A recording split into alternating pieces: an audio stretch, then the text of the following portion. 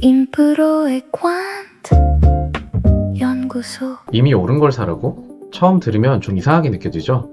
싸게 사서 비싸게 파는 게 맞는 거 아닌가? 오른 다음에 사면 이미 늦은 거 아닌가? 그런데 월가에서 수십 년간 수천억을 벌어온 트레이더들 중 상당수가 바로 이 방식으로 돈을 벌었습니다. 오늘은 이 직관에 반하는 것처럼 보이는 전략, 추세 추종이 왜 장기적으로 작동하는지 수치로 직접 확인해 봅니다. 추세 추종을 한 문장으로 정의하면 이렇습니다. 이미 움직이고 있는 방향으로 그 움직임이 끝날 때까지 올라타는 전략.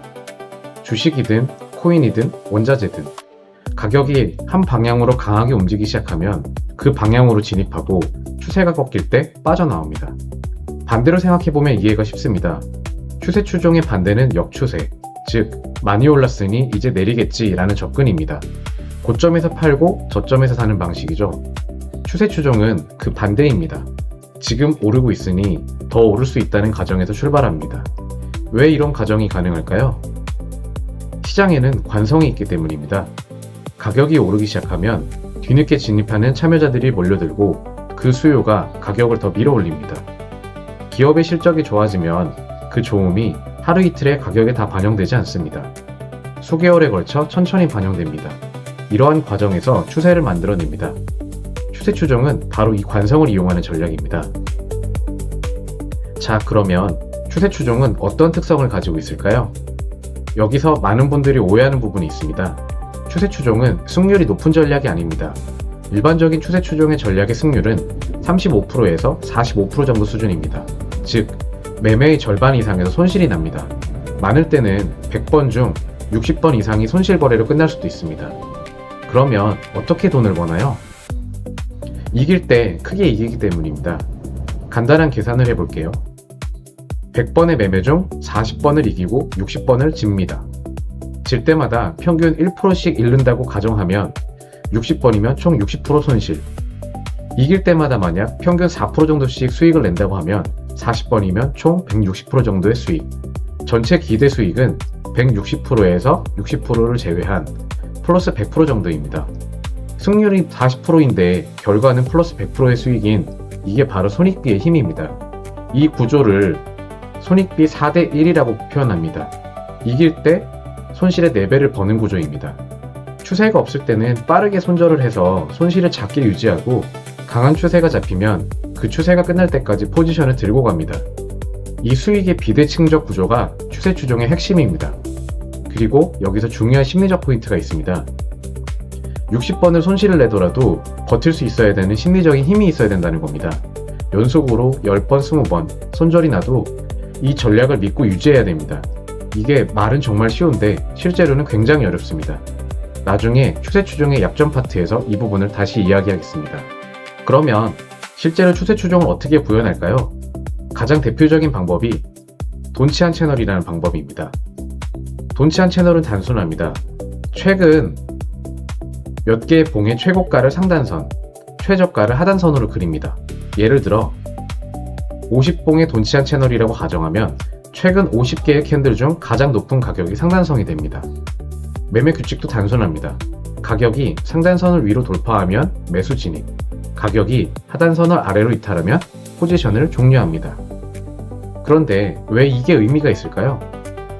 상단선 돌파는 최근 50봉 동안 아무도 팔지 못했던 가격대를 처음으로 넘겼다는 뜻입니다.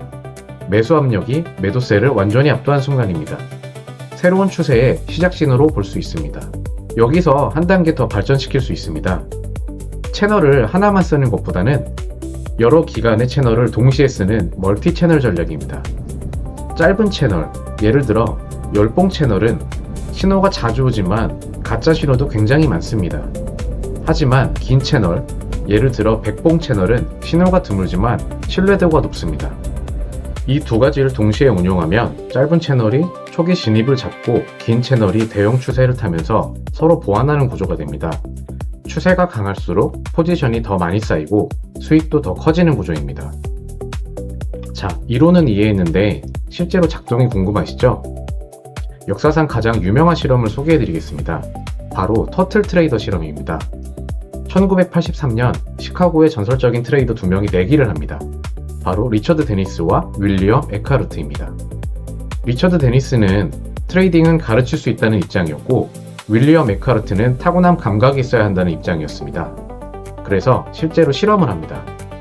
신문 광고를 내고 일반인 지원자를 모집합니다. 요리사, 회계사, 배우 출신까지 굉장히 다양한 사람들이 지원했습니다.